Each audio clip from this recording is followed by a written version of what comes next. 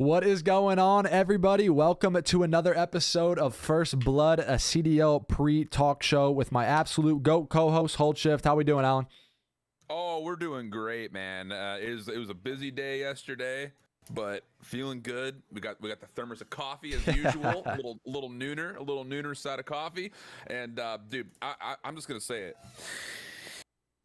Some of these teams got to start figuring it out, man. We're starting to get into the lost in the sauce categories for some of these squads. So I think today's going to be interesting as far as the matches we've got. But I think from what we saw yesterday, it's kind of like do or die time. It feels like for a couple of teams, which is not good news. Yeah, no, definitely. I think you get to, like, we've kind of spoke on it a little bit, but you get to the point in the season where it's like, all right, things aren't working. We're not winning. We made a roster change. We've tried a role swap.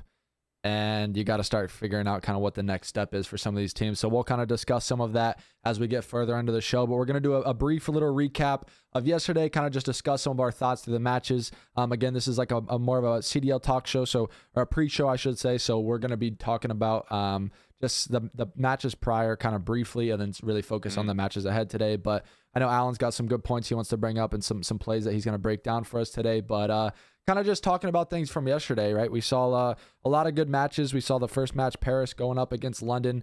I think a lot of people were excited to kind of see what Jimbo could do again. He obviously had a very bad performance. Excuse me. A very bad performance in his last series, and things weren't looking good. So me personally, I wanted to see him play better. It's not fun to kind of come into the league from challengers. You've been performing well there, and then you come into the league and you get absolutely slammed. And we were talking about that kind of recency bias, that stigma thing in the league. So it was good to see him play better. I think overall the team looked a lot better. They've now went game 5 in their last 2 series, but they're falling short on that bow cage SND. Overall, though, I was happy to see it for the Paris side of things. And then London, right? I talked to Trey a lot yesterday. He said that they kind of started slow. He said it was a lesson learning, a little character building series for them. He was saying that they still got the resilience, but he was saying it was hard for them to kind of get back into the swing of things with Gizmo being gone. He actually said they only had 1 day of practice before that match. So they're kind of get back into the swing of things. But overall, I think London looked really good. I think so too. And, we'll just start with the biggest point, right? The Jimbo point. I thought it wasn't just the fact that he individually played better. I thought the way that they were trying to utilize him, especially across the Tuscan search and the opening with Temp, I thought they actually did a really nice job of opening up the map by taking mid-map control almost every single round. I thought they played really, really heads up when it comes to how they were trying to modify what is Temp going to be watching with a sniper versus an automaton? How can we use Jimbo to get him into a forward position, if not even flank through church? So that a couple of different times. And then even on top of that, like the routes that he was hitting on the Tuscan hardpoint and the ones that he was trying to hit on the Berlin hardpoint. Really happy, I think, with just the adjustments that Paris made. Although I will say, I think London just got catastrophically the worst spawns I think I've ever seen for like 3 spawns in a row on Berlin. I don't think that map goes 5 if London even gets somewhat logical spawns in the mix, because they got put into like the weirdest positions possible in those late moments where Paris were able to kind of spawn trap them behind like train yard while the second hard point was opening up. It was really weird to see where they were spawning, but I will say that Paris did show improvement. So that's good news, I think, for all the fans out there. No, I definitely agree, and I'm glad you brought that up because I was talking about this yesterday. It was just like, it was really good to see Jimbo. I feel like you and I kind of spoke about it a little bit, but just like his, I guess, change of play style. I saw him making a lot of good heads up plays, rotational plays where he was actually thinking about like the next step. So I was really excited to see him do that. He was making a lot of those sneaky plays that you see Shotzzy make as well, where he plays on rotation, doesn't shoot someone, very trigger disciplined plays out of him. And then obviously on the side of Paris too, like Donnie has been absolutely frying in Temp. Like, this guy's back in Black Ops 4 form. I'm actually really excited to see him continue to do really well. I hope the team can turn it around because I think he's playing on a level that's unbelievable. But on the thing of like Paris, like I don't know. They've played Tuscan Search and Destroy now twice in their last 2 series. They've looked really dominant, and I think their strats, if teams are doing their homework, I'm a little worried for them because they went another map 5 on that bow cage S&D. They don't look good yet again on it, and I don't know, that it just seems to me like people are going to figure out like, okay, now we just veto Tuscan versus this team. We'll play them on any other search, it seems like, or maybe people are avoiding that Berlin from weeks past. But I don't know. Overall, I think Paris has looked, I guess, like they've improved, but they're still not closing out these series. And I think that for longevity of the team, you need to see them start getting a win under the belt so they get that confidence flowing and everything. And we'll see them go at it again is it today they play? Yeah, they do play today. So They play today. we'll kind of see what they can do in their series later today. And like I said, we'll kind of break that down. But I know you had a little play I think you wanted to talk about a little bit on the London side of things. If you want to. I think I'm going to wait to break it down when we start talking predictions for Atlanta. Because I think that there's a lot of conversation points around what London is doing correctly and why I think London's series versus Atlanta in particular will actually be a lot closer than I think a lot of people are going to think that it is. But kind of finishing off the Paris point, the only thing I really want to bring up here is the fact that like Paris are improving, but they're also only playing like 2 maps per mode. Like they're really not diversifying the map pool, and they're also going to be really struggling, I think, when it comes to getting this roster figured out for what they want to do on control. So there is a long way to go for this Paris roster, but at least we saw some signs of life. That's kind of my biggest takeaway yesterday, was there were some good plays that were happening in the first 2 maps. And then from there, yeah, the fact that they couldn't put together a point of contact defense on Bocage was not inspiring, I would say, as far as how deep their pool goes at the moment. So we'll see.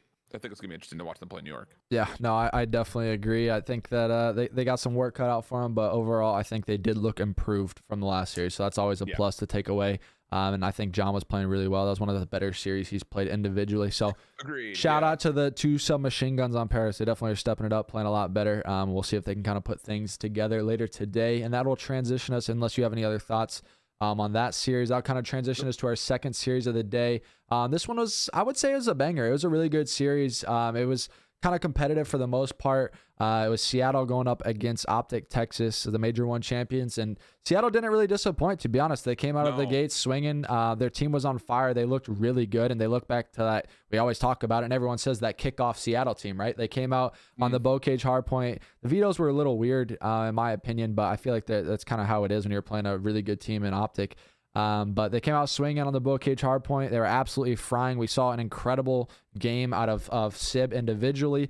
But the weirdest thing for me, and I want to ask you this, is I genuinely think I've been a big firm believer of fundamentals in COD. Like if you outslay by a lot of kills, you should win. And that Bocage at one point, they were outslaying them by 35 kills. I want to know from your perspective, looking in, do you think it's more of a map issue, like it's just a Bocage Call of Duty Vanguard effect, or is it fundamental issues that you're seeing from Seattle, or were they just start up really big and come back? Because on my side of things, like I said, I've been a firm believer forever. Like when you get kills, you make them count, etc. But in this game, it's it's so weird. Like you could get 10 kills on a hill on Bocage and get potentially 15 seconds, realistically. So. I don't know. People are saying that argument. There's been a lot of talk from when Awakening did really well on Florida. I feel unfortunately, Call of Duty Vanguard is just an anomaly. It's something that it just really never happens before. Yeah, I think that's the best way of putting it. Because I'll say this much. I think the way Seattle came out the gate, I think that you can now add them into the team list of squad that are correctly playing double AR setups. We saw it with Sib. He was absolutely frying in the first rotation of hills, going back and forth to the Automaton and MP40 depending on what hill we were on, really executing the role 100% correctly. And a lot of the credit doesn't just go to Sib, it also I think goes to what we talked about when Atlanta played this initially. It's your SMGs are able to kind of run freely into one center location around the map while your ARs are watching around the outsides of you, and then once your SMGs fall, you need to be able to find an MP40 off the ground and get into the hill if you need to. And we saw both Sib and Accuracy at different moments execute that fundamentally. There was one moment for Accuracy where he was playing, his P3 was open, he was playing outside by tower, his 2 SMGs fell, he runs over after the trades came through that he found just by his AR, he's just watching the side door by the truck or by the little car on the street. He runs forward, picks up an SMG, and then zones off a plat by ASND site. Literally, that was the most perfect play he could have made. And so we're starting to see Seattle really understand how to use this. Now, getting to your initial question, I think it's just a little bit of Seattle holding off on the gas. Because at one point, they were up 70 points. It looked like it was about to be a runaway game on one of OpTic's best hardpoint maps. I think it was a little bit of OpTic figuring out what exactly Seattle were doing well and adjusting. We did see, kind of, I won't say Scump getting back into the mix, but Shotzi did start getting a little bit more value in the late stages. We also saw Dashy being able to counter up against those ARs a little bit more usually. So I thought it was a good adjustment from OpTic, but I think Seattle just kind of let off the gas a little bit, which is why the game got as close as it did at certain moments in time. Yeah, no, I definitely agree. And I think even later, I don't know, just we talk about it all the time. Like to see OpTic like keep that game so close and on that bow cage map 1 with Scump, they got outslayed literally by 30 plus kills. Both of their submachine guns at one point were like 20 and 40. Like Scump and Shotzi had really slow map 1s. I know Ilya had a bad. I think Dashy was the only one who even went positive for them. So to see them, like if you're an OpTic Texas fan, to see them continue to make the game, whether it's Call of Duty Vanguard or bow cage, whatever it is, like the fact that they were keeping that game competitive by getting outslayed by that much really shows how good of a team these guys are, in my opinion. Like the fact that you can stay like in a game where you're getting outslayed by that much is just crazy. So shout out to OpTic. I think they just look so good across so many different game modes right now. Like in Search and Destroy, it's really cool to see them like. It reminds me of like their jetpack era of like SND when like Formal was on the team. We talked about it a little bit last night on the flank, but they just seem to like not make, or they like minimize their mistakes in Search. Like they'll like spread the map and they like almost let the other team come to them, or like they find the weak point in the setup and they just break it down and they play everything really well. They run as a pack and they're quick and decisive. And I love seeing that out of teams. Like you see so many times in Search and Destroy where these teams are like lackluster. Someone's all over the place. They're playing like this traditional slower S&D. Where they're spreading the map and like it's just not really working. I just love to see that out of OpTic. It seems like they're decisive in their play calls and they know what they want to do like come mid-round adjustments. Yeah, I think that's a really fair assessment too, just on top of that.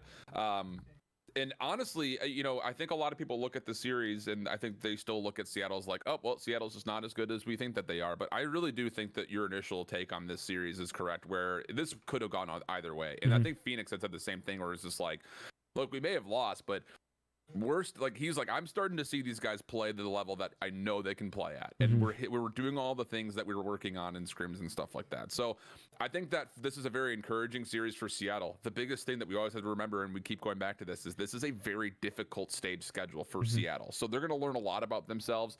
Obviously, I think you look at that Picage Search and Destroy, and you have to start to wonder how exactly do we want to use Mac outside of just kind of being that first blood point of contact, because he's really not finding a lot of value in that.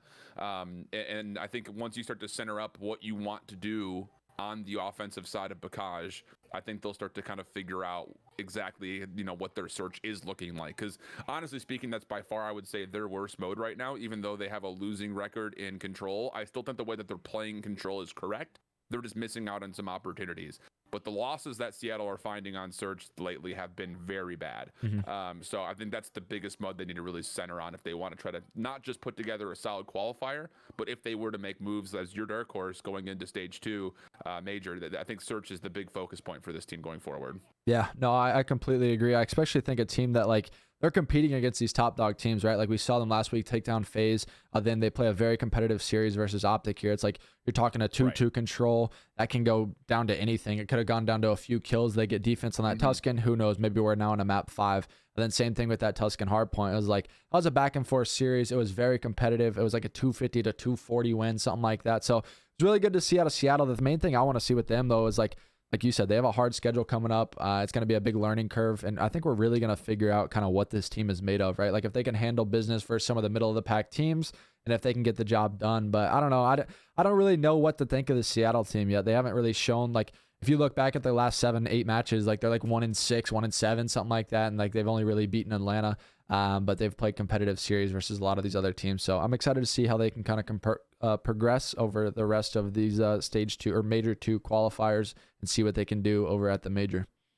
So chat's talking about it, and we don't have Seattle playing today, so I think we could probably spend some time. I thought you brought this up when we were talking about if we wanted to chat this through this show today. A lot of people are saying like, you need to blow up this Seattle roster. You need a sub in Classic on this Surge roster. I mean, I think there are some points being made in chat where it's like, is being competitive good enough, or does this team actually have championship capabilities? What are your thoughts? Are they just being competitive as a top 4, top 6 team, or can they win a championship with this roster?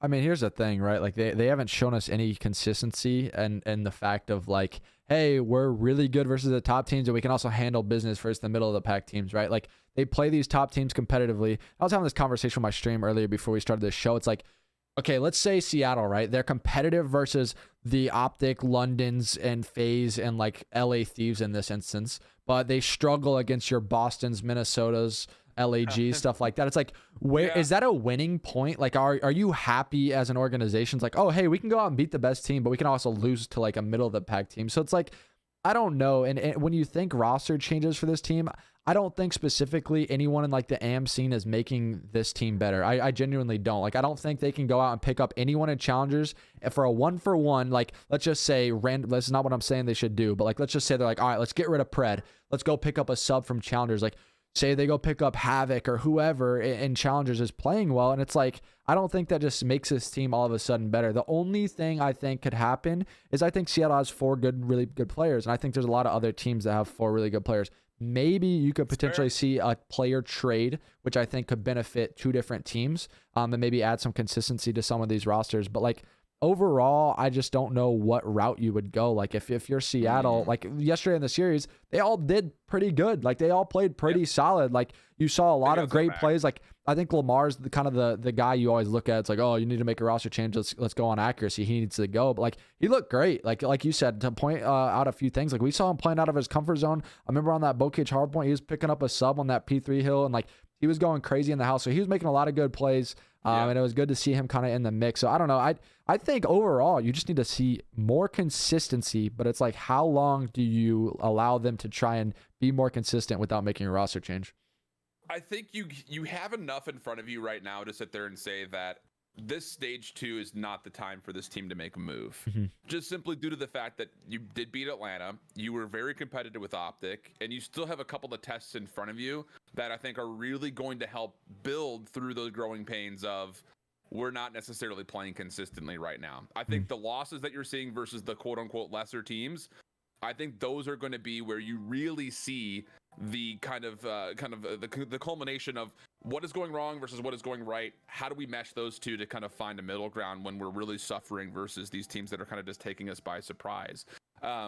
I think that this Seattle team, I know you said it was like potential dark horse situation for you when it comes down to their ability to potentially be a top contender, if not maybe even win the second major. And I think that might be a little early, but I think by stage 3, you give them, the opportunity to play through a month of just practice and this kind of mid-season lull. You have them through the Pro-Am, and then you get into stage 3. I think by stage 3, if this team does not show itself as being majorly improved as a top 3, top 4 all the time squad, where you're always beating the teams below you and you're staying competitive with the other teams at the top of the league, I think that's when you really have to start considering, okay, we just spent a month and a half working on all the things that are wrong.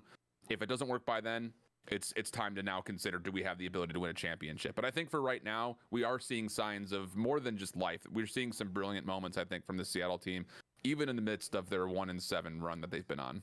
Yeah, no, I definitely agree with you. I think you hit it perfectly. And I think this leads to another conversation too. It's like, at one point, is the organization or like the franchise, are they happy or content with, right? Like, is your goal as a CDL franchise, like, are you guys trying to actually go out there and compete for a championship every weekend? Or are you happy if you're a top 6 team, like you're competitive, like you keep it competitive? So that to me is like a big thing as well, that like we don't even see. I don't even fully understand like what some of these teams' goals are.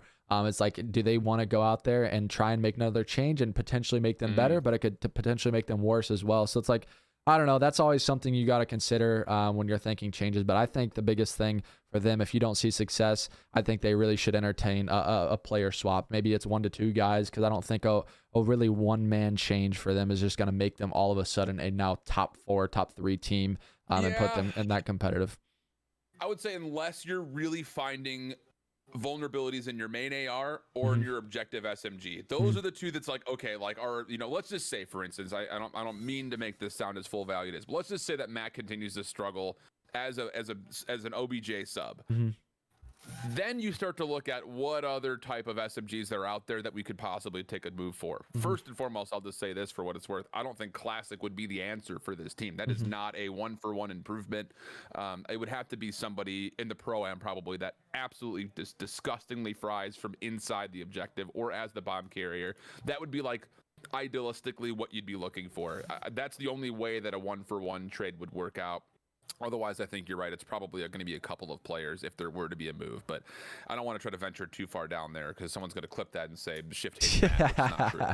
Yeah, no, I just think it brings up another topic too. It's like teams always try. The reason I say a multiple person trade is because like we've never seen a trade in the CDL so far since the league is franchise. We've never seen a trade. So I don't think you'll ever see rarely like a 1-for-1 trade, just simply because people try and trade their worst player for someone's better player. Like that. Well, let's just like use this for example. Like this would again never happen. But it's like, all right, let's trade Mac for Shotzi. Like that's just not going to happen. Like people are going to be like, okay, no, we're not going to do that. And, like no disrespect to any of those guys, but it's just like that's how some of these organizations think. Like they want the best like possible outcome for their team, and it's like that is not always going to happen. So that's why I think you have to see like you'd have to see, for instance, Seattle. I think there's a few teams like not all of this is going to happen. But this is all come from the outside looking in. It's like if you had a Seattle struggling, Minnesota struggling, like an LAG, those are like really good players where maybe you can, or even like a New York, right? Like you have like 4 teams that have solid players, but they can't get it together and they're kind of all in the bottom of the pack. It's like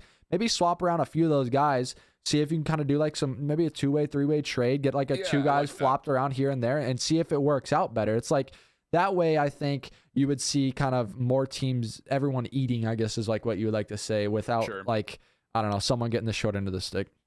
The tough part about trades in this style of environment, comparatively to I think when you think sports trades, everyone automatically goes to like NBA, NFL. The most regular reason for trades in professional sports is because of salary cap reasons and because of low stock in the upcoming draft. Neither of those are issues for CDL teams at the moment. Just due to the fact that I would be willing to wager for a lot of those low teams that you've mentioned, most of them are making probably league minimum. That's full of speculation, but like salary is not a problem for I think teams like LAG, Seattle probably as well.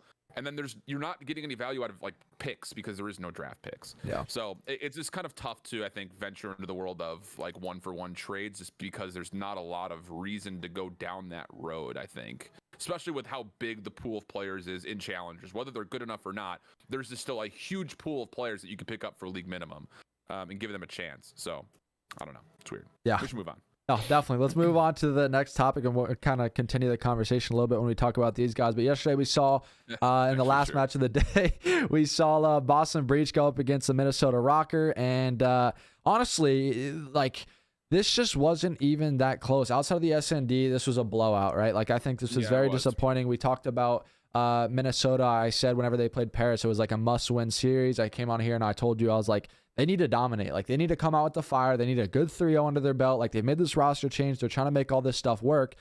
And honestly, they looked terrible yesterday. Like they didn't look good in their best game mode, search and destroy. They potentially could have got 6-3. Like it may not have even went all the way to 5-5 if they're not kind of clutching up. So like, I don't know. Out of this Minnesota roster, like, I don't know. It's so weird to me. Like I thought I would genuinely like the role change, but I can now firmly say I do not like it at all. After watching them play and seeing some of the good teams compete and kind of go up week in and week out, like I just don't think Minnesota has the right like formula or gel for this team, like or for this game. Like I just think them moving attached to the AR, they're all great players. Like they're all really good. I don't think any of them are performing crazy like really bad or anything. But I just think that Dylan with the AR, yes, he's very talented with it, but his pacing now with Major Maniac, I feel like they don't have a true flex. That's just my biggest thing. Just in chat hit it on the head. It absolutely 100% is a pacing issue.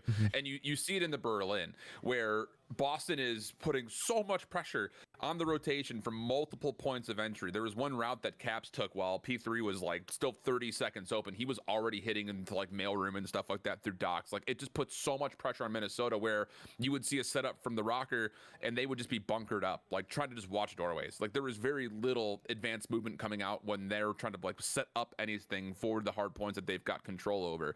And it absolutely is a 100% a pacing issue. The amount of engagements overall that you see difference between Boston and Minnesota gives you that. Like not just overall because obviously they're 1-for-1 in total engagements, but as far as like how the kill potential moves through that opening hard point, I mean, they got absolutely pooped on. And the fact that Methods goes on the huge streak is simply due to the fact that everyone's kind of hitting individual spots and they're not coordinating anything. The pacing is way off for this team. And it's very clear to me, at least at this point. I know Brian went out on Twitter, said that was just not how we looked in practice, but I don't really, at this point, I hate to be that guy, but I don't really care what you look like in practice. The core issues that are going on right now with this team are much more beyond just role swapping changes. There is a very clear-cut problem with this team, almost to the same vein of what we had been seeing from New York. I'll go that far to put it that far out there. So I think it's time for Minnesota at this point play through the weekend, but you should already be having conversations with who you want to bring in next week because it's just not working out. Yeah, no, I completely agree with you. I think it's super weird. Like, they need to figure out what they actually want to do as far as like roles though. Because for me, it's like, if you have attached and like say I don't know what they think on the backside of things. Like, there's no way they think this role swap has helped them, in my opinion. Like, you go all the way to the game 5 with Paris. They're arguably one of the worst teams in the league right now. Then you play a Boston Breach, who's like a middle of the pack team. They haven't been like a top dog by any means, and they struggle like crazy, right? Like, they literally get 3-0'd in the series. Like I said, they don't look good, but it's like, what do you do if you're Minnesota? You have a main AR and Major Maniac who is like kind of the scapegoat in this situation, where I feel like a lot of people are like, okay, just get rid of Major. But it's like, exactly.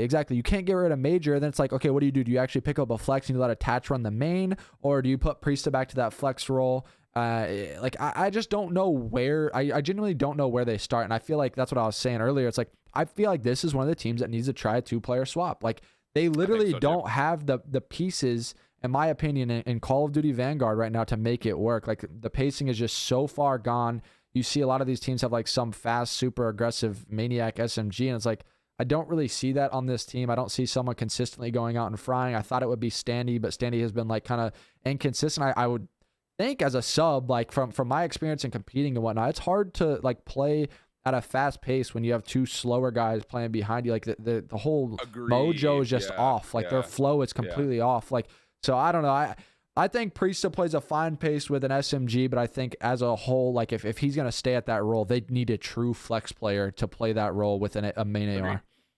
Yeah, I still stand by what I had said. I think it was last week, where I was like, Major Maniac is doing everything you can ask him to do as a main AR right now. He is in the right positions the vast majority of times. I won't say just majority, because 51% is technically a majority, but it's like, he is very regularly in the right position.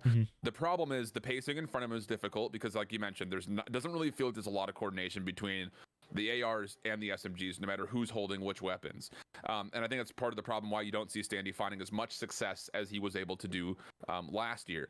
I don't know, man. It's a tough one, because no matter who you say, I think you're right. The easiest person to say is Major Maniac, but I think he's the last player that should be looked at as far as moving around. Because even if you were to sub out Mike for a better flex, or maybe just a different main AR, I don't think that fixes anything when it comes to what's going wrong with this team. The fact that they're playing so bunkered up, so closeted, and so slow, that's not because Major Maniac's not getting too aggressive. Like, that's not the thing. I think he really did learn his lesson after last year being in the challenger scene during the Cold War year. And I think for now, you have to look first and foremost, I think, at Priesta, unfortunately, as much as that hurts to say.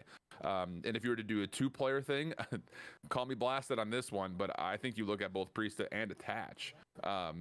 I mean, unless there really is something convincing coming out of Attach, depending on which role he prefers to run in this game. I feel the best about this team from both Standy and Major Maniac, which puts me on like one of very, very few that I think would probably say that. So I don't know. No, I agree with you. I think like another talking point too is like, you want to make a change before things like player stock go down and like it's too late, right? Like, none of these guys' stock or anything is like crazy down. I wouldn't say anyone looks at them and is like, oh, like, we don't want this guy. I think Priesta's stock's very high still. He's had some rough performances, and like I talked about before, like, we see him kind of start slow every year, it seems like, trying to like decipher what role he wants to run. If he's not comfortable in the AR, he'll switch to a sub and vice versa.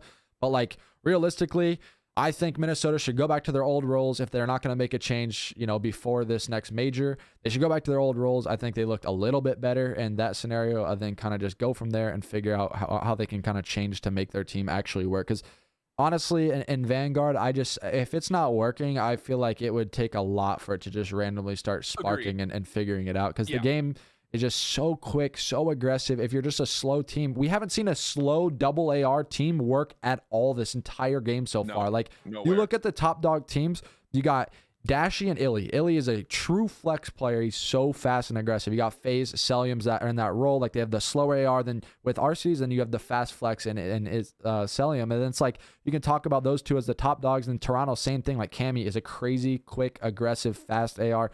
And then it's like, I don't know. I just think that that's like kind of the formula for success right now, and teams should be trying to copy it as close to it as they can, or trading and trying to make things happen. But I don't know. That's it for me on the Minnesota team. I just think that they, like I said, they need a change, unfortunately. I don't think they've shown us anything too crazy. And just even looking at their map stats, they're 5-13 on hardpoint.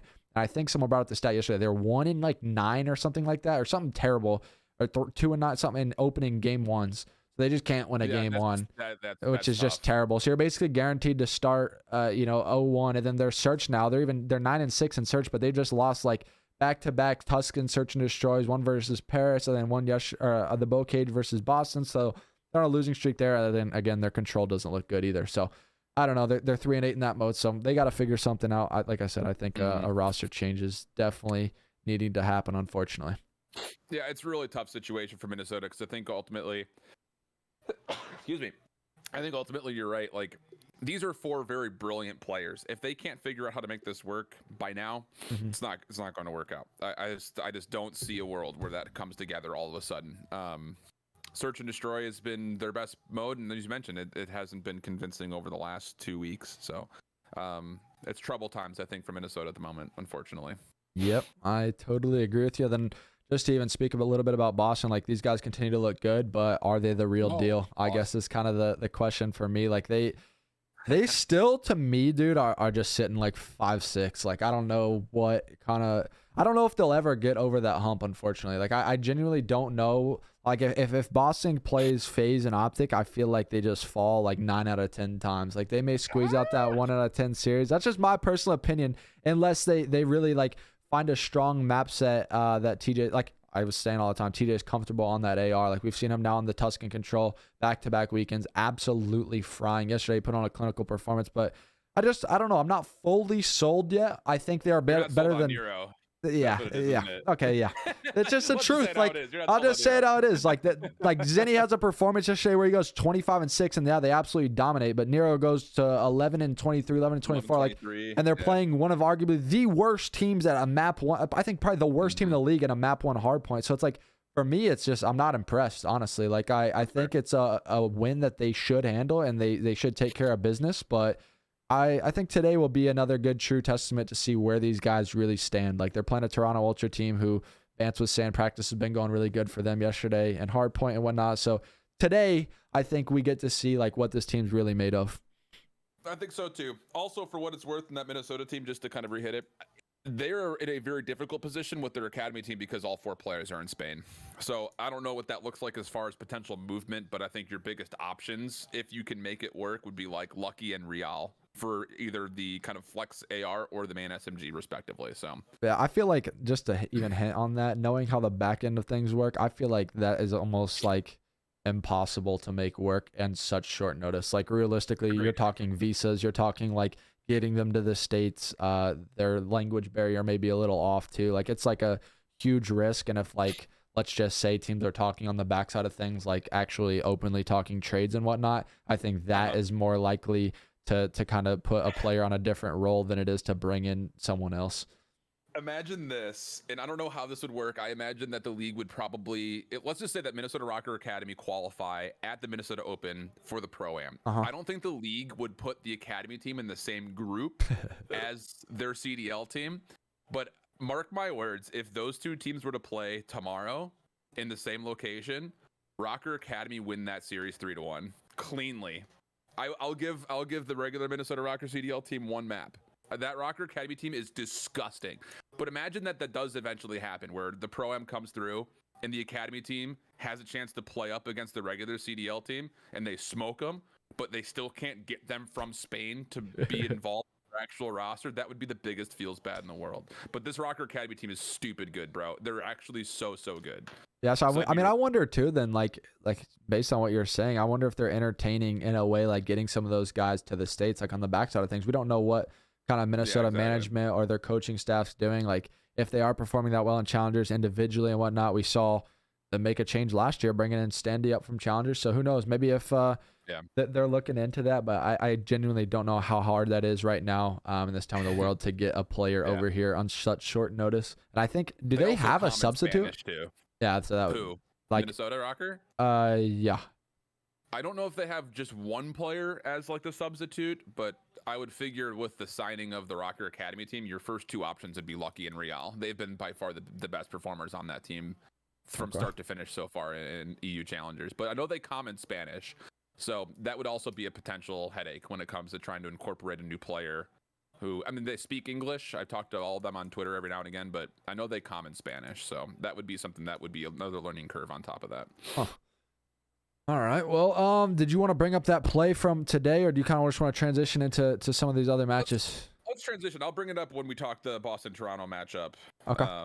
I'll just do it before we do predictions. Okay, well, that's kind of the recap from yesterday, and that'll lead us into talking about some of the matches coming up today, guys. Obviously, we got some absolute bangers. We got 4 matches back to back today. Starting off with Atlanta Faze versus London. This one will be amazing matchup. I think this really gets to show us what Faze clan we truly get to see, like if they're going to be the real deal like they were. I know people have been talking them down since they hadn't been looking good, and a lot of their series have kind of been super competitive, and they're coming off of that loss from Seattle. So they get to go up against the hot London team. Then on the side of London, like the Gizmo just got back into the mix. They go on map 5 versus Paris.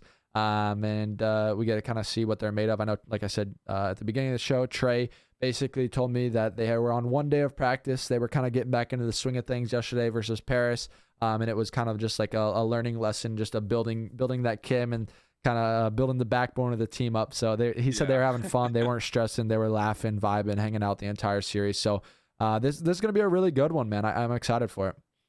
I'm pumped as well. I think that we're going to see the exact same map set that we had when they played, at the major, where they played Gavudu Tuscan for the hard point, and then they had a Desert Siege, and there's probably going to be a Tuscan Search, and then it depends on who wins the coin flip for which control we get, whether it's Gavudu or Tuscan. So I'm super pumped about this series because I think that a lot of people are just automatically looking at this matchup and picking Faze, but I think this series will be determined by what happens in the control. I've got this one going to whoever wins control on this series personally. I think what we've seen from London on their hard points, especially with the map pool that we should expect to get lately, have been very, very good. Watching them play the Tuscan, obviously yesterday versus Paris, or the other day versus Paris, you learned a lot about what their improvements look like on that map. And then the same thing, their Gavudu hardpoint has been really, really solid. Obviously, London does not want to play Bocage period, let alone play Atlanta on Bocage. And Atlanta, after being smoked out by Seattle on Berlin, I don't think they want to put Berlin in the map pool again. So I think this could be a split on the hard points. I think it could be a split on the searches, and I think this series could very well be determined by the control overall. I don't know what your initial thoughts are on this series, though. Yeah, no, I think you kind of hit it perfectly. I was going to talk about the vetoes. I know London always vetoes Bocage, so that's one of Atlanta Faze's better maps. Then on the side of Atlanta, I don't think they'll play Berlin versus London just because they have so much experience on the map and they have looked really well. So I'm excited to kind of see how the vetoes play out. If it is a Gavudu and a Tuscan, like you said, I think the maps will kind of be split down the middle for that. I'm interested to see kind of what searches kind of come into play here. But overall, I don't know, man. I think London kind of is getting back into the swing of things. If they do fall in this series and they were to come up short, I'm not like stressed about it or anything like that. Like I said, I think London kind of has a chip on their shoulder in the fact that they only have been on 1 or 2 days of practice now. They just got Gizmo back into the swing of things. Atlanta Faze has been grinding, and they're definitely on their kind of revenge tour. They want the respect that they deserve. I think it'll be a very competitive series. I just think that London's going to be a little under practice. Trey said that they hadn't scrimmed other than yesterday or the day before since Major 1. They hadn't scrimmed at all. So I know the 3 guys have been grinding here, but Gizmo's been kind of out of the mix. I'm going Atlanta Faze here. I think they're a really good team, and I think they're going to kind of put the pieces of the puzzle together and longevity of the series. All right. Well, I think this is determined by what happens on control. And there is a really great moment. We broke down a London control moment when they played last week. And they were kind of how they retook the A zone. If you remember back to that one, I know it's a little fuzzy, but this is actually a great moment on what they did yesterday defensively against Paris on one of the things that you start to see Paris try to do, which Atlanta also on Gavudu control likes to do, which is try to get aggressive over towards B first and foremost. I don't know, Ryan, if we can swap over real quick, and I'll do this little breakdown on what we saw this defense over on towards this Gavudu control. This is a really cool moment to where you have an opening setup where you've actually got London in a position to where they can actually respond very quickly to the play that's currently occurring, which is obviously you're seeing Paris largely take A control or AA control and try to make the play over in towards B. The thing about this and why this is such a nice setup for London when we talked about them before, they love to get AR, flex move through, SMG run on into ship when they retake the A zone. They do the same thing again, where you actually get Nasty, who freely gets to boat.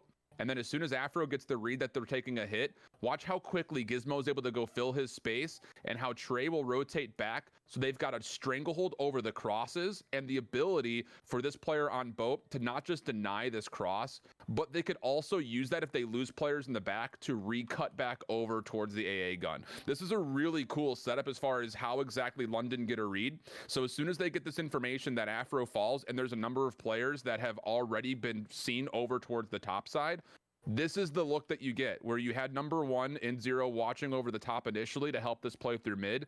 Now he backs up to watch this cross. You've got 2 players off spawn that are watching this cut, and you've got number 2 and Nasty that can help stop any play through mid, and if needed, he can actually re-hit this with somebody through the side stairs.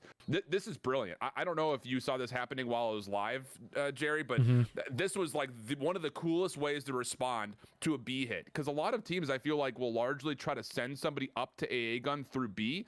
That's not at all what London does. They try to cut through mid, so they've got so much pressure, and Paris never actually get onto the zone. It's actually a brilliant setup. And now you're in this position where you're going to get spawn trapped if you're Paris. This was absolutely lights out brilliant. And it's something that I think could counter Atlanta tomorrow. No, I definitely agree with you. And I was talking about this yesterday a lot too. Like I hope, honestly, Atlanta Faze win the coin toss and they put them on Tuscan, because Gavutu seems to be like London's bread and butter. I don't care what their map count or record is on the map. They seem like one of the most like fundamentally sound teams when it comes to that B point, whether it's on offense or on defense, breaking the point or even just pushing the point. Like, they seem to be one of the top dog teams that can consistently do it, right? Like, you see them go ring a lot, and their transition from ring to point, and like just the decisiveness from the team, and overall just the fundamental good plays. And like, I don't know, I just like the discipline we see out of them. I think that you would not want to see that map in the series today. No, I don't think so either. London really does have a very sound understanding of what they want to do on, I think, both controls, by the way. Their Tuscan is also pretty scary. You have to remember they did beat Atlanta on Tuscan control when they played at the major. So I know you're liking Atlanta, but I'm actually going 3-1 London in this series. Okay. I like it. I mean, we'll have some split decisive decisions today. So I think on the flip side of things, I'm going to go Atlanta. Like, I think I'm going to take it 3-1 Atlanta. I think, like I said, I think London, this series would be, I think it's going to be competitive no matter what. But I think just overall, Atlanta's gotten some good practice, I would assume, over the last few weeks. Like I said, Gizmo kind of just got back into the mix, and I think that's going to, unfortunately, just let them fall short just being under practice as a whole. I can talk on the side of being in my competitive days. Whenever you take a lot of time off from your original roster and you get back into the swing of things, scrimming and trying to iron out all the kinks, it can kind of be sometimes a little frustrating, and you're just a little under practice. So I'm going Atlanta Faze here. I think they're going to take the series 3-1. Bet. I like it. But then, I mean, I don't like it, but I like it. See who gets some points on the board here, huh? I know it. Yeah, we got tight after you aced that second series yesterday. Then that kind of leads us into the next series, unless you have any final thoughts on the Atlanta Faze versus London. That will lead us into our next series of the day. That will actually be New York going up against Paris Legion. I know everyone said check Clay's tweet. He basically tweeted, got benched from New York subliners. I don't know if we can pull it up right now or not. If not, it's no big deal at all. But he posted a video. I'm not going to watch the whole video. You want me to pull it up and watch some of it or no? Yeah, we might as well. How long is it? It's 6 minutes. Holy. Your call. I mean, we can if you want to. It's up to you. Chat's saying, long story short, he basically said he got benched from New York subliners, and he is currently looking for an opportunity on another team. And my thoughts moving forward on the situation, I'm not sure what the entirety of the video says, but basically, we kind of talked about it yesterday. The guy's still hungry. He still wants to compete, and he's going to continue to kind of look out for himself and try and figure out what he can look like. As far as like the contractual obligations, that's what I'm curious to see what that looks like. And I know for a fact he definitely can't go out there and say all of it on Twitter. But I'm curious to see what New York does with him, right? Like they're obviously open to trade him. I talked about yesterday. He stated that he was willing to take a pay cut to play in the league. So I'm curious to see if any of these teams kind of entertain it. He's wearing a 100 Thieves shirt. I can see in the video. Trying to bait everyone. But, Clay, man. Clay knows what he's doing. He knows how he's talking. But, I mean, this is seriously something that I don't care what anyone says. This dude is a winner, man. Like, he literally wants to play and wants to win. And, like, if there's one thing I've learned over the last 10 or 11 years being in this COD scene, you don't drop Clay. You just don't do it. Anytime he's been dropped, he's went out there and found a way to make it work. It doesn't matter who the team is or who the players are. And I actually genuinely could see him on a few of these rosters in the main AR spot. I think with the right team around him and the right players around him, he can be a shining star, like, and really perform and do well in the league. I'm just going to go ahead and just backtrack on everything I said about one of the teams earlier. Imagine a reunion of Clay and Attach. That could be spicy. This is how I see him getting back into the mix. Spicy. Seriously, I think the way Clay gets back into the mix on a really good team is, I'm just going to go out and say this right now. I think this would be hilarious. You get Octane off of 100 Thieves. 100 Thieves continues to underperform. Okay. You put Octane on Minnesota, help with their respawn woes. Sam brings some respawn slaying power to the team. You get Clayster on 100 Thieves somehow with a New York trade in there. Clayster joins 100 T on the main AR spot, takes Octane's spot. They become better at search. I don't know, man. And swing where would that put Major Maniac on New York at that point, I guess? I don't know. I think you'll see. It's full of speculation. It's all speculation. This is all fun. This is all playing GM. This makes it fun. But I genuinely think the only way you see something like this guy back in the league is if you see a 2 or 3 player team swap. Like, seriously, like, because I know how the business side of things work. Like, you don't see someone just he's not going to get bought out of his contract. No one's going to just pick up his contract unless he were to get paid out of it. And like, there's some stuff I don't know on the back end, but I genuinely think that the way to get him kind of in the mix would be like a multiple player swap, but we don't have to talk too much about that. I'm glad he put out there that he kind of is still looking for a team and staying hungry and wants to stay in the mix. So hopefully we'll see him kind of still grinding 8s and staying grinding with his head down and kind of working hard. But like I said, that'll kind of transition us right into the New York versus Paris. Obviously, everyone just saw on the New York side, they announced Paul X. Looks like they kept their trio, though, of Neptune, Hydra, and Crim. Yeah. Then they're putting just a 1-for-1 trade on Paul. I'm curious to see what this team can do. I know we talked to Bance yesterday, and he was stating that, like, look what it did for his team. They changed out the main AR role, and it made them like an incredibly different team. I think the biggest X factor and thing that I'm just so questionable about, I think Paul will come in and do his thing. It's all eyes on Neptune for me. I know you're not hot on him. I know you haven't been seeing what you want to see out of him. I'm in the same boat. Like, he just hasn't looked good this entire year. We've seen him, like we've said before, tweet out, just want to play my game, just want to do my thing, whatever. And it just, I don't know. I don't know what I'm going to get out of him. They finally have a true flex now, I guess you would say. Crim's comfortable in that main AR role. If they don't do well and he doesn't perform, I don't know. I mean, this is, I think, the other team that you look at and say this should have been a 2-player move. I think just flat out. Keep Crim and Hydra, get 2 other players in the mix. Imagine a world, this is a bold take, what if Paul and Venom were to be back together again on this team? That could be interesting. Just going to throw that out there. Ooh. Regardless, I'm actually pretty high on what Paul's going to be able to do with this team. I think that Neptune is still fine enough. And I think generally my biggest take after watching Paris play London is that their map pool is just so freaking thin, bro. They just don't have the flexibility in other spots. This is going to be the time New York fans rejoice. The subliners are going to come out, win their first hard point and their second hard point. I've got New York in this 1-3-1. Okay, I like it. A little spicy take. Oh, and something real quick before I get into my prediction. I don't know if you knew this, but I got to bring this up because I want to bring it known to the First Blood show as well. But I don't know. Have you heard all the rumored talk about Havoc and what went on with New York? No, I haven't actually. So this is a super public thing, and Tommy brought it up on the flank yesterday. But everyone in the chat and my chat, everyone's chat was saying Havoc's been frying in challengers, whatever. Like he deserves to be on the team. Havoc apparently was sent an offer from New York or reached out to by the players, I should say. Maybe not sent an offer is the word I should say, but they were interested in him, and he basically denied the offer and was asking that Kismet join the team with him. And I just got to go right out and say that's public knowledge too, that there apparently is a screenshot proof of messages and things like that. So I gotta go right out and say that is one of the dumbest things I have ever heard in my entire life. I just can't believe, I don't know, chat, if you guys have all heard that or known that yet, but like we've talked about it, Alan, and this kind of leads us back to a little bit off track, but like just how like these challengers players are grinding to get back in the league, blah, blah, blah, blah, blah. Like they're working hard, trying to show what they're worth. And then like, if you are ever given an opportunity where you are able to join the league and you're like, number one, you're demanding roster. That's insane to me.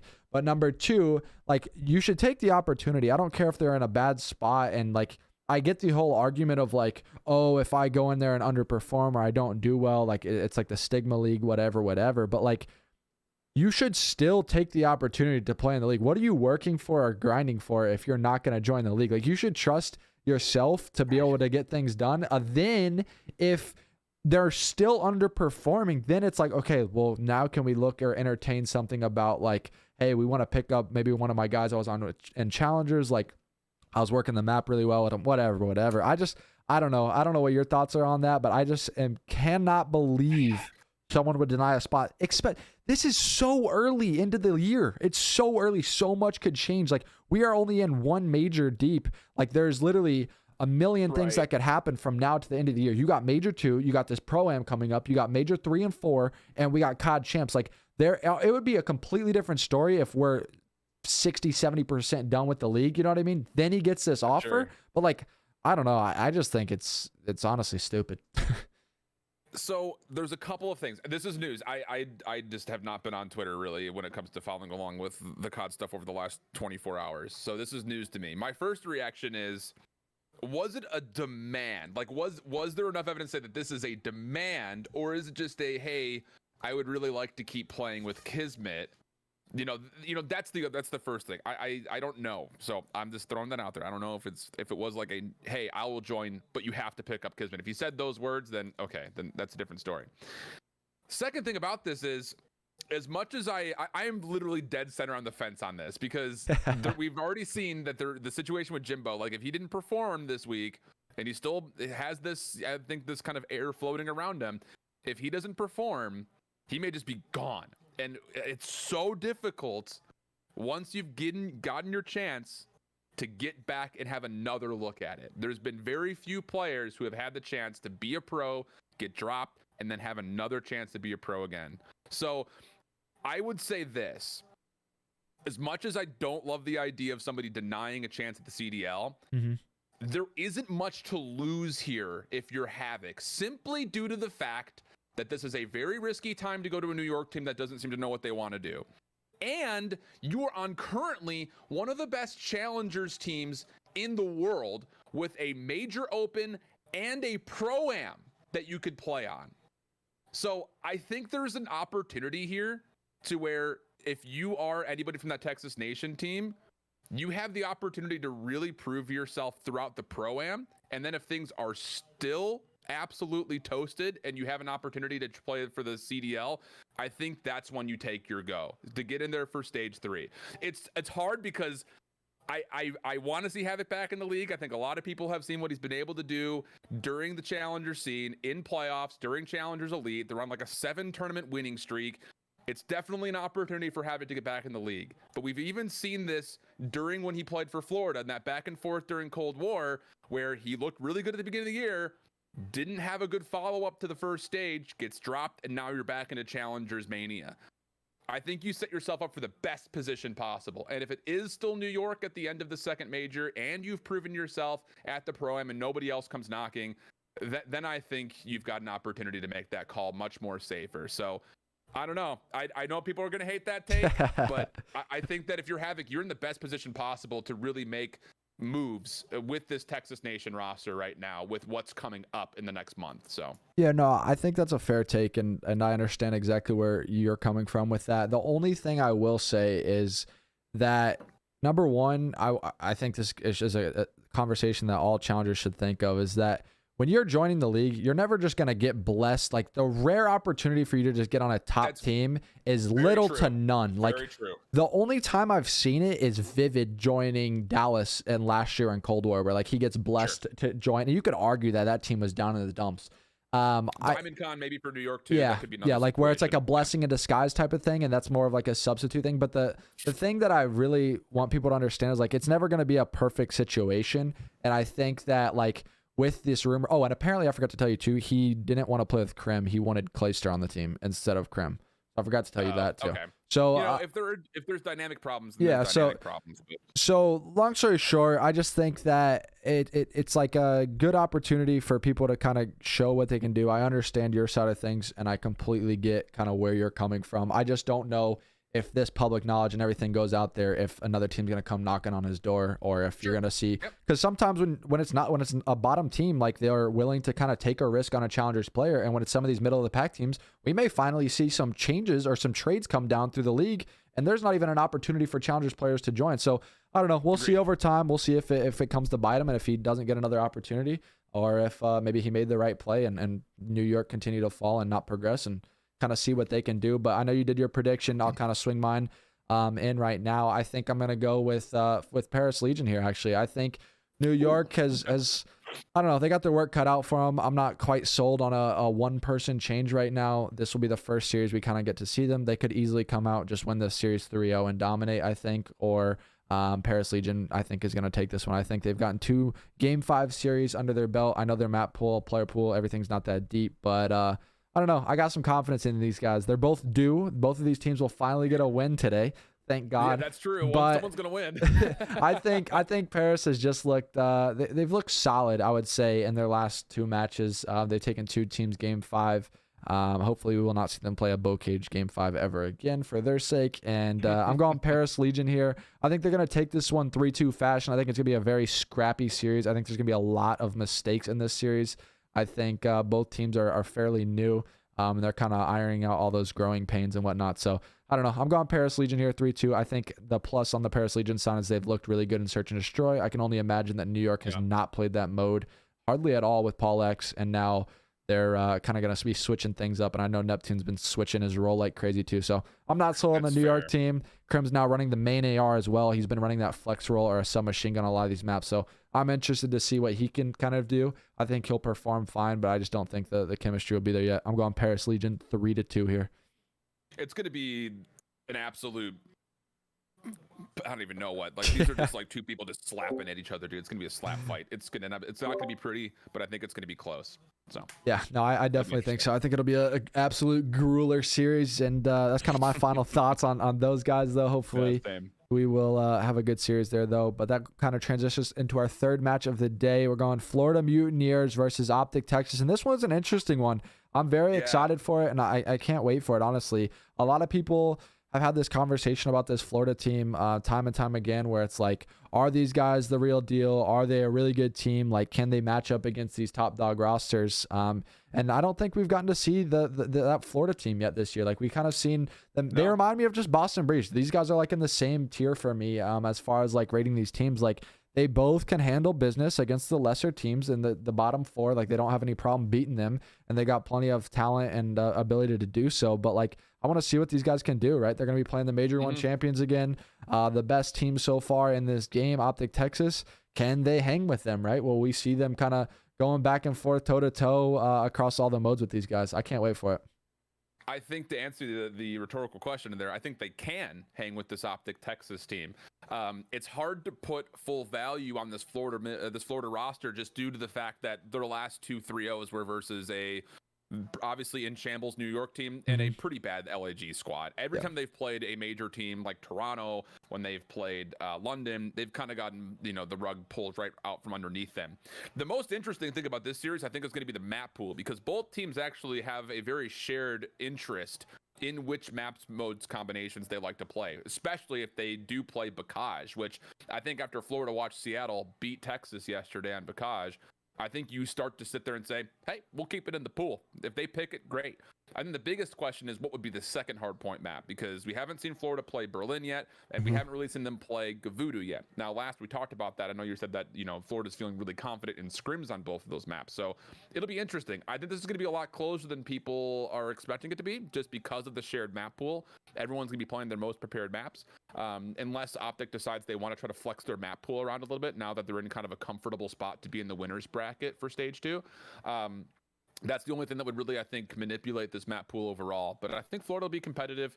I just don't think they're going to be competitive enough to beat them. Just teasing that. Yeah, no, I completely agree with you. I think, honestly, if you're on the OpTic side of things, I think you literally just go out there, first hardpoint video, you just get rid of bow cage. Like, I think that is literally the only way that this series is, like, even stretched out further than it should be. I think they should instantly get rid of that map and play Florida on any of the other hard points, in my opinion. I think this is a series where they kind of experiment their map pool, even if they're not comfortable doing it. They got beat down yesterday by Seattle on the map. Yeah, it ended up being close, but slaying wise, they got outslayed like crazy. I think Florida, again, that's like their best hardpoint map. You should just veto it every time you play them. It doesn't make any sense to play them on it. And I think, I don't know, I just am so confident in these OpTic guys across the board. I don't think, like I said, they really have a weak point in their game modes right now. They look so damn good in Control. They're almost on one of the biggest winning streaks right now in Control in CDL history. I think they're just behind Toronto right now, when Toronto had that 13 win streak in Control from last year. I think OpTic is now on an 11, I want to say. They've won 11 straight. They're 8-1 in Tuscan and 3-0 in Gavatu. So I'm excited to see what these guys continue to do. If they keep up that map 3 dominance, like they're so sound in all the modes. I got them winning this series, honestly, 3-1. I'll give Florida a map. Maybe have OpTic starting slow, but I think OpTic just come out here, handle business. I think Dashy's literally been looking top notch, best form ever. He's continuing to do it every single series. Like Shotzi's looking different. These guys literally just take over games whenever they want. And like, I don't know. I just don't think Florida has what it takes to take down this team. I'm going OpTic Texas here, 3-1. Yeah, I don't think Florida is going to have the ability to take these guys down unless there is, like, we get a Berlin Gavudu hardpoint rotation. There may be an opportunity to take both hardpoints, but I still think the opportunity of that is pretty darn slim. I'm going to do the same thing. I'm going 3-1 Texas in this one as well.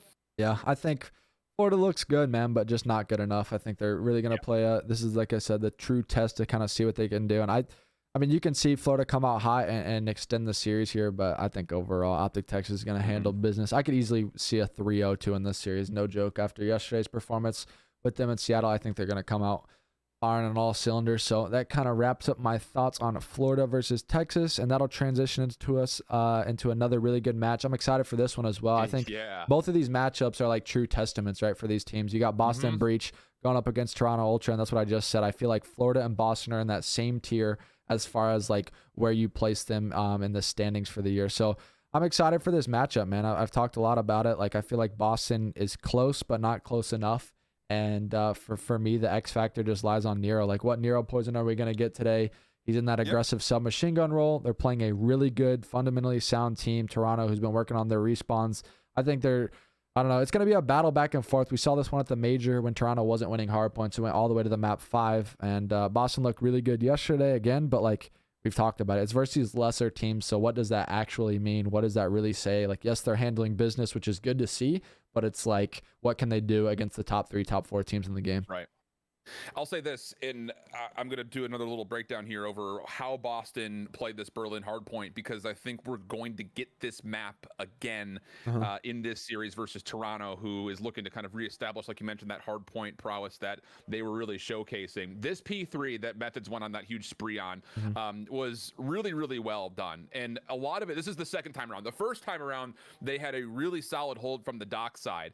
But this time around, and the second time that we get to this hardpoint, what you're going to see Boston do is put themselves into a position to where they're actually going to take over the bottom side of P3, knowing that they're forcing Minnesota to have to play through docks, and you're going to get the call of the glide bomb to make sure the backside player is actually dealt with, and then you can just hold tight corners and hold fire positions to watch these windows and make sure that Minnesota is actually a bit spawn trapped. This is really the first time that we've really seen a team try to do this. A lot of the time when we've seen teams get to P3 first, it's all about trying to hold on to that top dock side control, which is obviously pretty evidentiary of what we see some of the best teams do.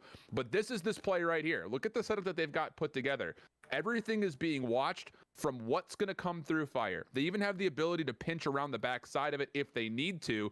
But the thing is, they know for a fact that they're going to commit this glide bomb right here, which is actually a really heads up play. Not a lot of teams, I think, would try to choose to spend their glide bomb on the third hard point. Usually it's always saved for the fourth, right? Or maybe even the fifth. So this is one of those situations where they're able to use that to keep the pressure off the back door. You focus on everything through the windows. And then the thing about this is as you win those gunfights, you get into a spot to where you know for a fact that Minnesota's still spawning close. So the players that come off the spawn from P1 are responsible for the windows. And then the players that are still in the hard point are responsible for the doors. It's a really good heads up play to where you bunker on in. You've got the windows still not fully broken, and Minnesota just gets put into an absolute blender. As soon as this is red and you get these kills, Methods has the opportunity to now go play that top window spot at Fire, where you're essentially just spawn trapping at this point. It's just, this is such a heads up play from Boston, and something that we have not seen before, really until this moment when we had the glide bomb come in, Jerry. Yeah, no, I completely agree. I'm glad you brought this up because I think we've talked about it too. Like some of these teams and their glide bomb usages, it just seems so weird to me. Like it just isn't like a good team play. And I think that's just a great heads up play out of Methods, right? Like he's the only one with the glide bomb there. He realizes the situation that they're put in. They're kind of all pinned into that hill. They know they're getting pinched from everywhere by Minnesota. He makes a great heads up play, safe tucked in that corner of that hill, calls in the glide bomb, gets that first entry kill, and his team's able to take out all those kills. And then it kind of sets him up for the rotation off of New. So great plays out of Boston. Zenny continuing to do things, and this was just an insane map out of him. Like, it was honestly an unbelievable performance. I know he joked around and said it yesterday on stream, but he's like looked like he was playing a rank play. Like this guy's literally getting free SR. This guy's literally stat patenting a hard point. So shout out to Zenny. Guy was playing well. He was doing his thing, and I'm excited, like I said, to see what they can do today, man.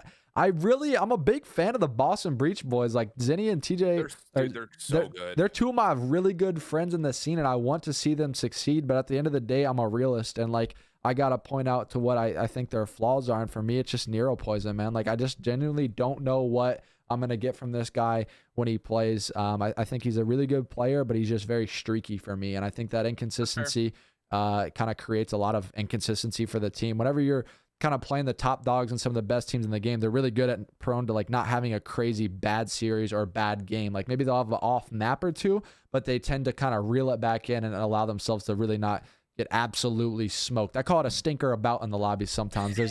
And like I feel like he's prone to the stinker game. I've seen him kind of throw up a lot of like map one hard points specifically. I can remember 3 bow cages off the top of my head where number one, he was going for most deaths in the entire lobby, but he's gone for 20 and 40 in that map right there. Like Zenny's 25 and 7, he's 11 and 23. I know they won by a ton, but it's just like against the good hardpoint teams when they're playing, you can't perform like that. Like you gotta just be putting up an even game or a 0.9, like just staying competitive. So for me, he's the X factor, and I can't wait to see kind of what Toronto can do. Boston's look good across the hard points and whatnot. So I don't know, man. It's gonna be a battle. It's gonna be a really good series to close out the day.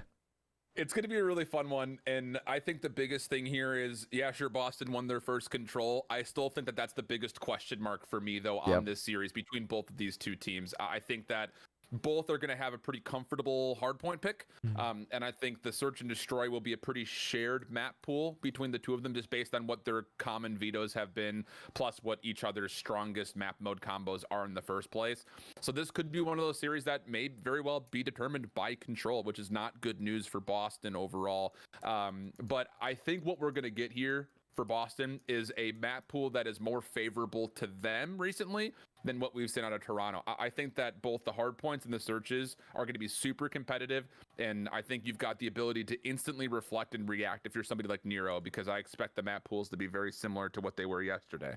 Yeah, I completely agree. And even just taking a look at their records, like you said, they're literally both tied right now in Search and Destroy at 10 and 7 across the board, and then the hard points are pretty even as well. Boston takes the lead by just a little bit at 13 and 9 through the year so far, and then Toronto Ultra at 10 and 12. But honestly, that's kind of skewed a little bit by that major when they go on that eight map loss spree. And then I think the biggest one, like you pointed out, is the control. Like we saw Boston finally get the win yesterday, and it took a crazy performance out of TJ individually for them to take that map. So it's gonna be a battle, man. I'm excited to watch it. I'm curious to see kind of what maps and modes we see out of this. I really hope that Boston strays away from bow cage. I know I keep saying it all the time. I think we're gonna see it. Yeah, I know. That's my worry. I think so as well. And I think that I don't know, man. It's just so weird for me. If Nero's on point and all of Boston's playing well, they can easily take the map. But I've just been such a fan of when they slow down the game and actually play hardpoint. I think Zenny said in the interview yesterday, Berlin hardpoint is our best hardpoint. So I'm curious to see what Toronto does about that. And I know that there's a lot of friendly beef there as well. Obviously, Zenny was on Toronto, and he stated in the interview, Marky B benched me. So I can't wait to kind of watch this series unfold. I know Zen definitely wants to beat his old boys and his old team. But then on the side of Toronto Ultra, they're looking for a good bounce back series and a good stage qualifiers. So who do you got prediction wise? I think I know where you're leaning, but I'm curious on what map count you got. I feel like every time I've went against Boston, they prove me wrong and they win. But yesterday I go with Boston and they win. Today, I don't know, man. I'm just so like, it's just a question mark in my head. It's going to come down to vetoes for me. I'm curious kind of what route it goes. The only reason I'm leaning towards Toronto is just from that map 3 mode. I think it's going to be the swing mode in this series. I think we're going to see Toronto take an early lead. It's going to go 1-1. I think they're going to close out the series. Honestly, 3-1. I just see them taking that control and then closing out map 4. I got Toronto winning this one 3-1. I think Boston's a really good team. It's going to be a competitive series, but I think overall Toronto is just the better team. I think they've probably taken practice a lot serious, and they're going to handle business today. So I think my predictions here is we're going to get a Berlin Bocage hardpoint and then a Berlin Tuscan search with obviously question marks as far as who gets the coin flip for control. This is going to be a difficult map pull for Toronto, I think, more than Boston. I've got Boston in this one, but I've got it going 5. So I've got 3-2 Boston. I think they lose one of the hard points, and I think they win both of the searches. So I've got it 3-2. I like it. I like it. And we got some so we're going against each other on the first series of the day. And the last series. And the second series. So we may see a skew in points here. We may see someone may take the lead. Either you or I will kind of go up a little bit depending on how some of these matches unfold. But overall, I think today's going to be a banger of a day. I'm excited. I think all the matchups are like really, honestly exciting to watch. Like we get to see the true testament of what some of these teams are made of. Starting again with Atlanta to London, and then New York versus Paris. Get to see these new rosters battle it up, followed up by Florida and OpTic, and then Boston and Toronto to end the day. I'm not sure if you want to take some chat questions for a little bit. Absolutely. All right. Well, that'll chat. If you guys have any questions, if you guys are watching with us live, I'll kind of leave the floor open to you guys. Kind of just type any questions in the chat, and we'll kind of pick out some of the good ones, try and give our best opinion on it. And then if you guys are obviously watching over on YouTube, please make sure to smash that like button, subscribe to the channel, and do me a favor and go check out Hold Shift, my co-host. He's an amazing guy. He's over on Twitter. If you guys could put his Twitter in the chat, go show him some love on his different social media platforms. He is the absolute GOAT, and we appreciate everyone kind of tuning in with us live. Jerry's so kind to me, chat. He treats me right. I'm a good guy. I swear I'm a good guy. Here's one. We can kind of talk about this. We spoke about it a little bit. What do Thieves need to do to get back to top farm? I'll kind of let you take the field on that one, and I'll give my opinion after. Tough scenes really right now, I would say, just because they're in a little bit of a down streak when it comes to what's going on in control.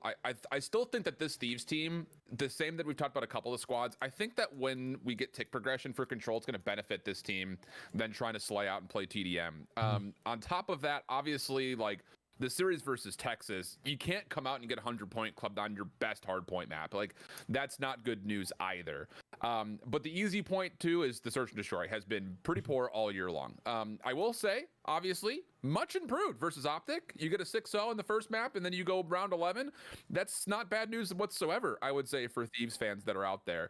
So if it's just maybe they are over-focusing on Search, which I think a lot of people would argue was needed, I'm not worried about this team as of yet. I still think that this team's going to have a really solid look at the rest of qualifiers and the stage major. So I'm not really in panic mode about this team, but we need to make sure that when they take their focus off of one mode to work on another, they don't lose what was working well for you. Because to come out and get absolutely manhandled on a Tuscan hardpoint when they were really setting the tone for how that map should be played was definitely a kind of a red flag, if you want to say that. Yeah, I think for me, for this Thieves thing, it comes down to an organizational standpoint, kind of what I said earlier. It's like, where do you want to be as an organization? Do you want to be a team that is going to go out there and compete for championships, or do you just want to be kind of on that cusp of top 4 and just handle business versus everyone else? For me, I don't see them winning championships consistently with this roster, unfortunately. I think just looking at their stats right now, they're 20-6 across hardpoint. It looks like pub stats. Literally, it's insane. Then Search and Destroy, the bread and butters here, Search and Destroy and Control, the 2-3-5, the specialties, where you actually see a differential between like the really good teams. They're 7-12 in Search and Destroy and 6-8 in Control. And that right there says to me that they will handle business versus the mediocre teams anywhere from 5-6 to all the way down to 12. They'll get business done versus them, but versus the good teams, they're going to have a big separation as far as like S&D and that control mode. So I don't know. I think they're going to continue to struggle until they can really iron out the kinks and kind of figure out what will work for them. But I do know one thing.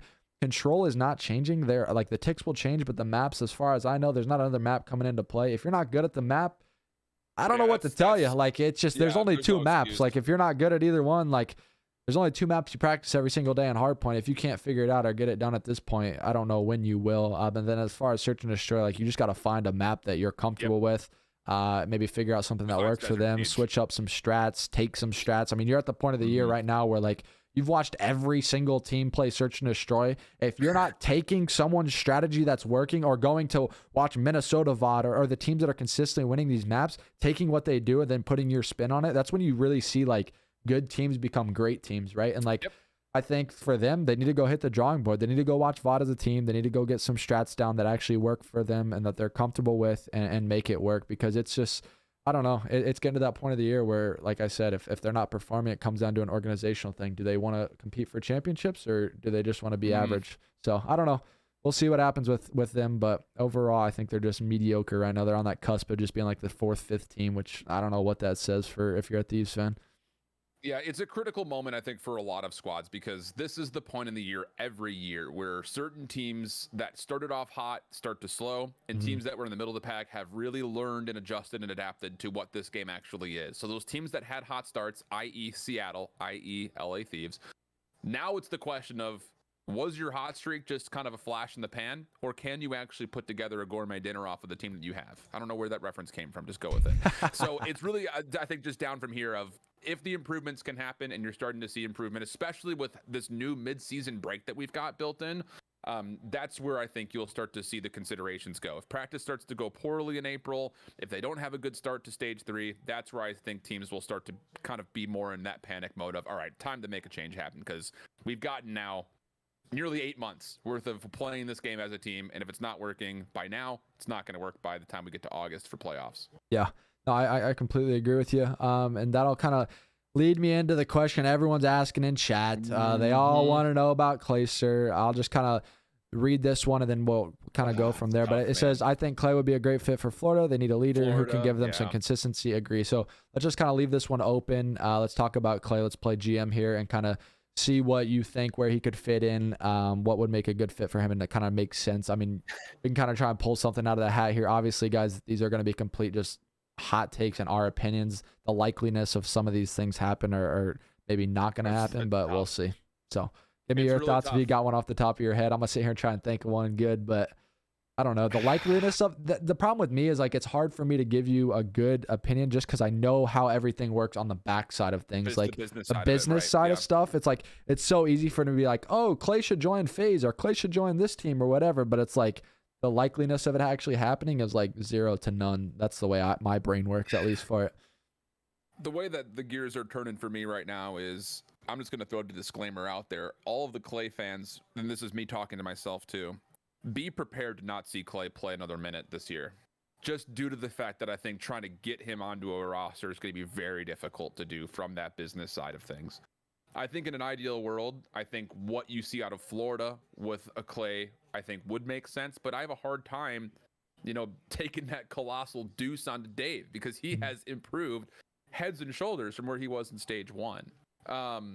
That said, again, are you looking to just be competitive? Are you looking to win a championship? I don't think that Florida team will ever be in a position to win a championship with that current roster. So when it comes to ceiling potential, I think being in Florida would make sense. I hesitate to start looking at that LA Thieves team at the moment, just due to the fact that, they had a really solid start, and I think they still need to look at that team to think, are we getting the improvements we need before we start considering things like changes? It's hard, man. I think the most realistic point of view that we're going to get right now is that Clay may not play Vanguard for the rest of the year.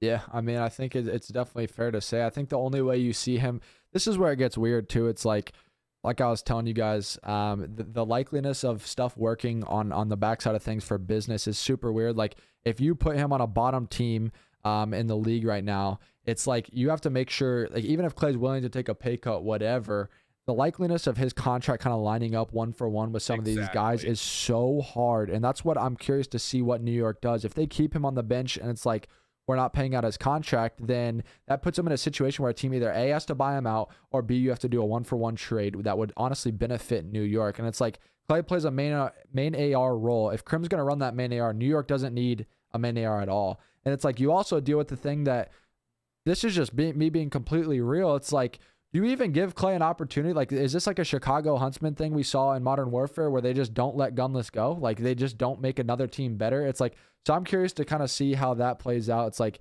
if I'm them, I'm not like letting Clay go anywhere because I know he's going to come back with literally everything against me trying to take New York down. So I don't know. It'll be interesting to kind of see how it all unfolds and if they end up letting him go or if he can find a swap. I mean, realistically, the only options possible would be like maybe Minnesota, maybe an LAG, a Seattle possibly, and if 100 Thieves wants to get creepy. Man. Like teams that I know have the bankroll and like capability to actually do it would be like 100 Thieves or LAG. Like realistically, like it's if they expensive. wanted to, it is. And it's like 100 Thieves is realistically the only team I could see that would like they went out and got Huke when everyone thought it wasn't possible. In Cold War, they went out and did it, and then they put Huke on the bench. So if they're willing to make crazy big moves, get Clayster on the backside of things, and kind of be back on that team, I could maybe see it happening. But it's like you said, unfortunately, the likeliness of him playing is low right now.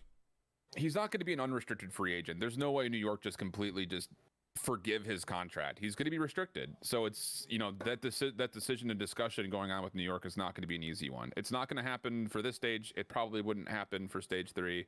And at that point, if you're not going to get him in for stage 3, I just don't think you make a move to get him in. So it's tough.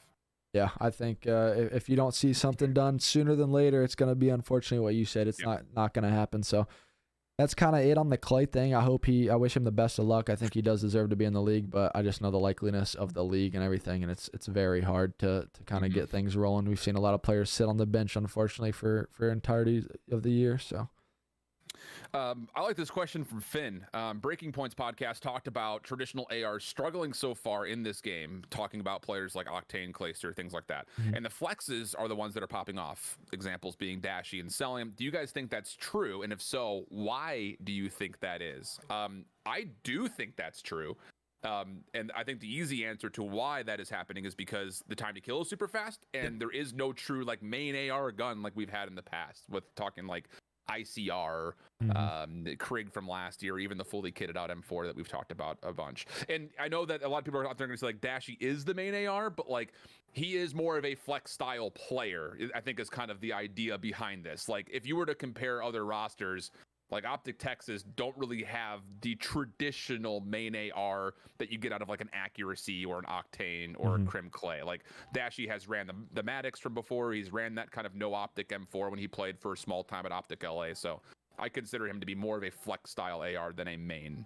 Yeah, and then going right off that question, I completely agree. I think we have seen a lot of these main ARs struggling. It's why you and I have spoke about it a lot on the show.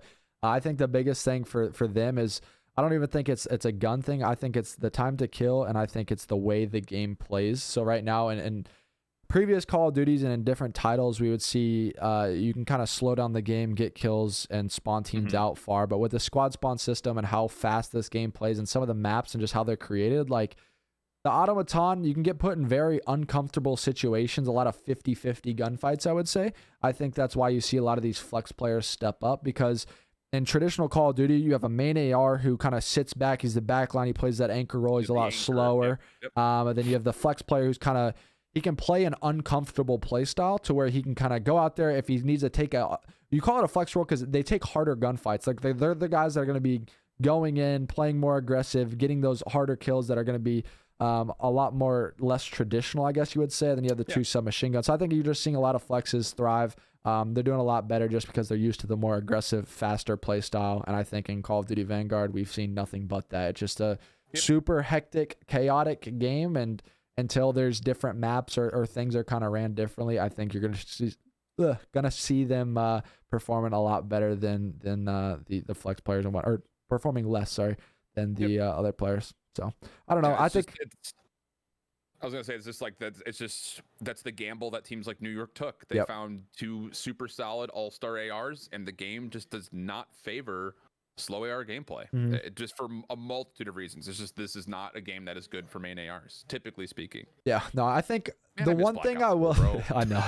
The one thing I will say though on the side of like the main ARs is it's like a learning curve, and it's like an accepting thing. So when a new game comes out, you have to like accept, number one, like Bance said it yesterday. He's like, you got to accept this is the game we're playing. There is a right way to play it and whatnot. I think as time goes on and the year goes on, you will see them start to perform better as they realize like, hey, this like they've already realized it at this point. They've already realized like the slower play styles don't work. Like they're pro players, they're really good, they understand what's going on. But as the year goes on, they'll kind of get a lot more comfortable, I guess, in that role. But it's just hard sometimes, man. Like the maps are so small, the sliding mechanics make it hard. The MP40 is very good up close. Like if you're not playing very right position, yeah.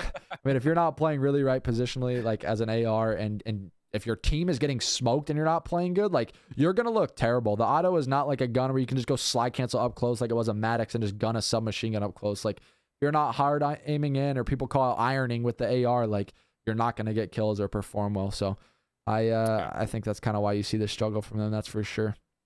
I agree. We'll take one more and kind of wrap it up. I like that. Let me see. Let me scroll up. Odds of new maps being added this season, hopefully high, but likely low. It looks like it would have to. Like if maps would be added, it would have to happen in April, right? During that mid-season off period. Yeah, no, I think so. I mean, you usually see it right around now. Like if it's not added here in the next month or two, I would say I think it's pretty much chalked, to be honest. You kind of get to that point. I'll answer this one. I just see it coming in. Who are the top sub players in the league? Ooh, sub players in the league to improve. Wait, ignoring. Who are the top substitute players in the league that could instantly improve any team right now, ignoring contractual obligations? I think Spartan for LIG would help that team immensely. I think if Florida continues to have a couple of problems, if they were to suffer versus top teams, give Yeez a chance, man. Give Yeez a chance, bro.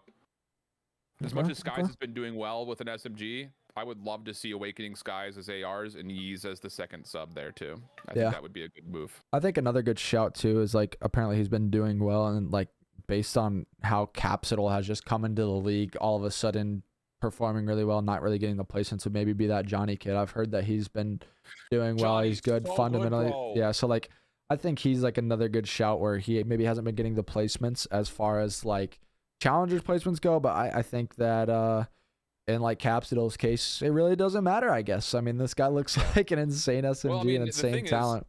I mean, so he would be a full-on pickup. I think Minnie's trying to get at which subs that are currently on rosters would be the best to improve the team. Okay. Dude, Johnny is going to instantly be an all-star in the CDL. I'm so high on that dude. He's so good. And the thing is, like, he grew in and out of the Search and Destroy community, but he had like a 1.3 KD in the opening stage of Challengers Elite in just both respawn modes. Like in hardpoint and control, if you were to put those together, he averaged like a 1.3. So like the dude's just flat out nasty. I want to like, I think the biggest thing as a Johnny fan after watching him play so far in Challengers, I just want him to be 100% ready. I don't want him to be put into a situation where like John gets picked back up last year after having one good stage and then it just never really improves the team and now he kind of sits in the middle. I want to see Johnny be like a Hydra or a Standy or even like this is a way out there comparison, but go with me, like a simp, like any of the Faze Black people that came through when he turned 18. You get them a chance to play on Faze Black, then they get picked up by the league teams and they all do very well. So I just hope that Johnny does well. I'm a big fan of Johnny right now. No, I agree. And I think too, like even speaking on that point, it's like way better as a Challengers player to come into the league at the beginning of the year where you have the same footing and the same practice. Because like we've seen time and time again, these players come in the middle of the year. They've been playing, honestly, Challengers is lesser competition. Like I don't care what anyone says. It's lesser, like teams just aren't as good. Like you're playing teams that aren't as good fundamentally. They don't understand the game as well, or maybe they do, but they're just not as good gun skill wise, whatever it is. And you kind of get thrown into the league playing against some of these top guys, and then they perform bad. And then like we've talked about, it's kind of a stigma league. The transition kind of flows from there, and like they get viewed like they're not very good team. So I don't know. I think him getting a fair shot like at the start of the year, if the league were to expand, an organization or team taking a shot on him would be really good. But I don't know if that time will come. But I think that will kind of wrap it up. I think we've hit a bunch of questions in the chat. I know we've kind of spoke about a lot of different things overall, though, to say the least. I think there's getting to that point of the year that we've talked about a lot where some of these teams are going to start making some moves. And I think it's going to be an interesting time for Call of Duty. I think a lot of these bottom 6 through 9, 6 through 10 teams are kind of going to get to the point where it's like, where do we want to be as an organization? Do we want to stay, you know, at the middle of the pack, or do we want to actually try and be a team that can contend and win? So hopefully we'll see some cool, I want to see a 3-way trade. I want to see it so bad. What's that? Bro, Baylor just 15 seconds left. They were down like 30. They just ran the floor. Down 3. Homie drives, gets an and 1. They're about to tie the game at 15 seconds. Buckets. It's March Madness, baby. They're down 30. Well, let me kind of wrap this up. Then I think that's basically everything, and I'll kind of do the whole spiel again. If you guys are live watching it with us right now on Twitch, make sure to please follow the channel. We'll be live again tomorrow at 12 o'clock Central Standard Time. We do a little CDL talk show, kind of do a highlight of the matches yesterday, and talk about the matches for the day coming up. So we're live every single CDL weekend, 2 hours before at 12 o'clock Central. If you guys are enjoying the channel, like I said, make sure to please follow. And if you guys are watching us over on YouTube, make sure to subscribe, drop a like, and kind of share it. We're going to kind of trying to grow our little brand, our little fan base through First Blood. So, and make sure to please go follow my co-host, the amazing guy himself, Hold Shift. Like I said, go check him out. Follow him on Twitter. You can check out all his social medias from over there. And show him some love. But we appreciate you guys. We had a good conversation about COD today. We're going to kind of transition into a little bit of a watch party. So appreciate all the support. Love you guys. And we will catch you guys in tomorrow's First Blood. Have a fantastic rest of your day. As always, be easy. Peace.